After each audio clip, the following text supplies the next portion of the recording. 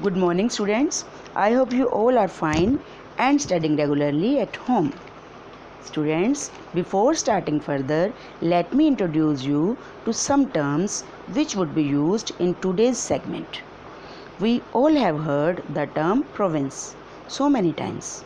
It means a territory ruled as a unit of country or empire. And the next term is revenue. It means income. Understood? Now children, do you know what was the main source of income available to Mughal rulers? It was tax on the produce of the peasantry. In most places, peasants paid taxes through the rural elites. That is the headman or the local chieftain. The Mughals used one term zamindars to describe all middlemen, whether they were local headmen of villages or powerful chieftains.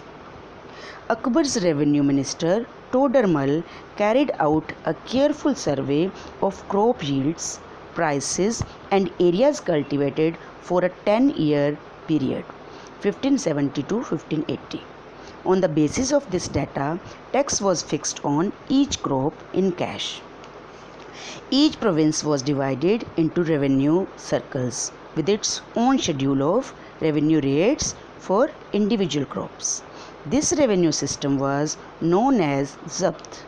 It was prevalent in those areas where Mughal administrators could survey the land and keep very careful accounts.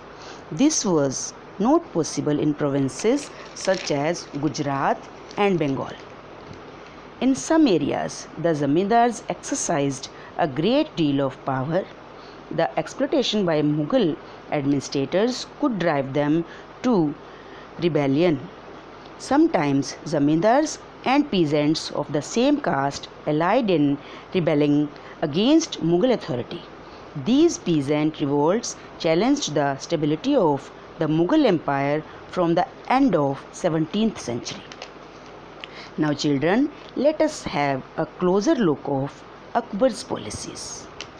The broad features of administration were laid down by Akbar and were elaborately discussed by Abul Fazl in his book The Akbarnama. In particular, in its last volume, the Ain-e-Akbari, Abul Fazl explained that the empire was divided into provinces called Subas, governed by a Subedar who carried out both political and military functions. Each province also had a financial officer or Diwan. For the maintenance of peace and order in his province, the Subedar was supported by other officers such as the military paymaster or Bakshi, the minister in charge of religious and charitable patronage or Sadar, military commanders or Fauzdars, and the town police commander or Kotwar. Akbar's noble commanded large armies and had access to large amounts of revenue, while they were loyal. Empire functioned greatly. But by the end of 17th century, many nobles had built independent networks of their own. Their loyalties to the empire were weakened by their own self-interest. While Akbar was at Fatehpur Sikri during the 1570s, he started discussions on religion with the Ulama Brahmins, Jesuit priests who were Roman Catholic and Zoroastrians.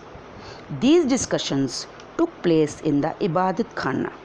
He was interested in the religion and social customs of different people. Akbar's interaction with people of different faiths made him realize that religious scholars who emphasized rituals and dogma were often bigots. Now, you all must be thinking, what is dogma and bigot? Let me tell you.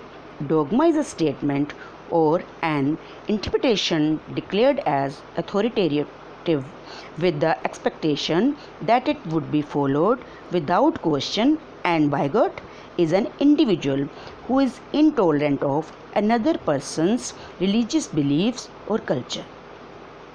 Their teachings created divisions and disharmony amongst his subjects. This eventually led Akbar to the idea of Sulhul or universal peace. This idea of tolerance did not discriminate between people of different religions in his realm. Instead, it focused on a system of ethics, honesty, justice, place that was universally applicable. Abul Fazl helped Akbar in framing a vision of governance around this idea of Sulhul. This principle of rule was followed by Jahangir and Shah Jahan as well.